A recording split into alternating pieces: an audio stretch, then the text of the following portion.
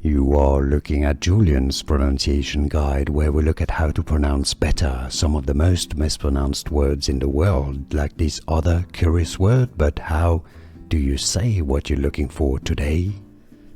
Let's learn how to pronounce the name of this département or department in France. This is, of course, where Le Mans is located, and it's famous for a famous racetrack and circuit.